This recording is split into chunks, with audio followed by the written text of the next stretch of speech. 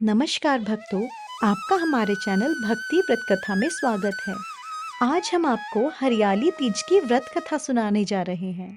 एक समय की बात है, श्रावण मास की हरियाली से ढका कैलाश पर्वत उस दिन कुछ और ही सुंदर लग रहा था। वर्षा की बूंदों से धुले पत्थर, मंद मंद बर्फीली हवा और पार्वती के चरणों के पास रखे फूल, वातावरण में एक खास ऊर्जा थी। माता पार्वती स्नान कर श्रृंगार कर चुकी थी।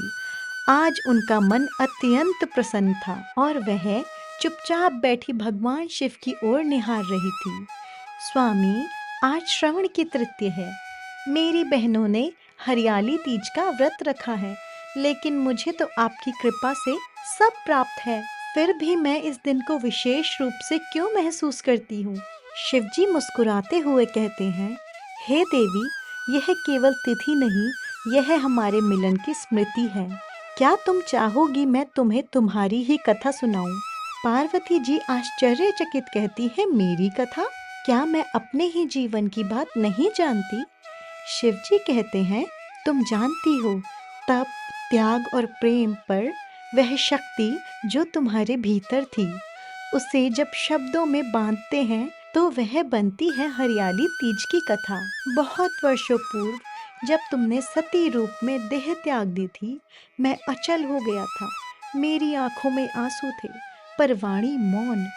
सृष्टि का संचालन रुक गया था। फिर 108वें जन्म में तुमने हिमालय के घर जन्म लिया। हे पार्वती, तुमने हिमालय पर मुझे वर के रूप में पाने के लिए घोर तपस्या की। तुमने अन्न जल त्याग, कंद मूल पत्ते खाए, सर्दी गर्मी बरसात में कष्ट सहे। तुम्हारे पिता बहुत दुखी थे। नारद जी तुम्हारे घर पधारे और कहा, मैं विष्णु जी के भेजने पर आया हूँ। वह आपकी कन्या से प्रसन्न होकर विवाह करना चाहते हैं। आपकी क्या राय है?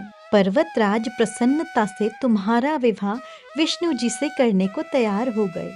नारद जी ने विष्णु जी को यह शुभ समाचार सुना दिया, पर जब यह बात तुम्हें पता चली तो तुम्हें बहुत दुख हुआ। तुम मुझे मन से अपना पति मान चुकी थी।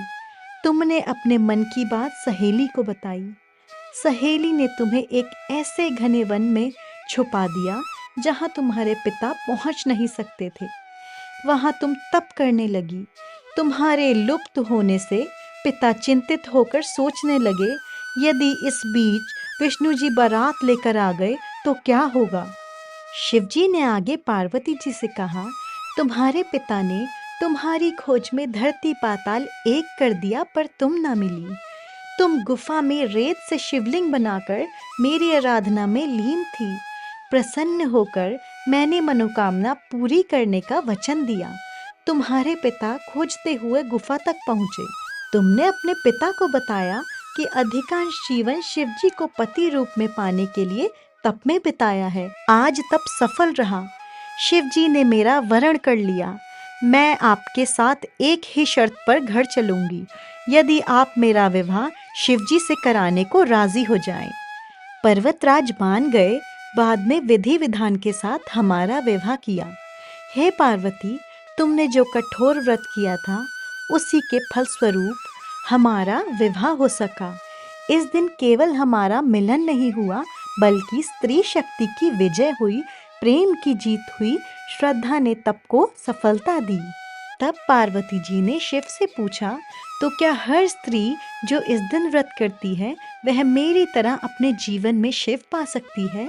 शिव ने कहा, हाँ पार्वती, जब वह मन, वचन और कर्म से सच्चे प्रेम और विश्वास के साथ प्रार्थना करती है, तो मैं उसके जीवन में किसी न किसी रूप में प्रकट होता हूँ। इस व्रत को निष्ठा से करने वाली स्त्री को मैं मनवांछित फल देता हूँ।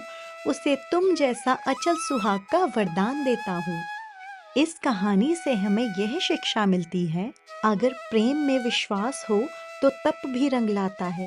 नारी शक्ति अद्भुत होती है और त्याग और श्रद्धा से परमात्मा भी झुक जाते हैं। हरियाली तीज स्त्रियों की आस्था और शक्ति का पर्व है। हरियाली तीज की आप सबको हार्दिक शुभकामनाएं। अगर आपको यह कथा पसंद आई तो लाइक और शेयर कीजिए और हमारे चैनल को सब्सक्राइब कीजिए।